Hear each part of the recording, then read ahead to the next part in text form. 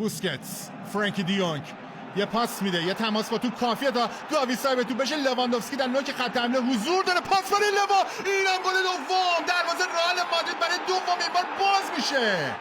این بار جای گلزن گلساز تغییر میکنه.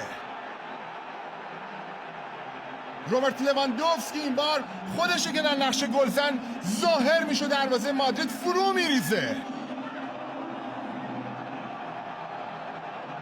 اختلاف به عدد 2 میرسه.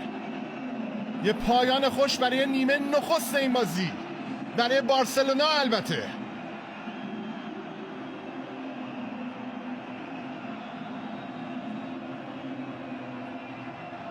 خوب و هماهنگ بازی کردن گاوی و لواندوفسکی امشب، از درک متقابلی با هم دیگه برخوردار بودن و از این دو بازیکن هم تیم آنجلوتی ضربه خورده.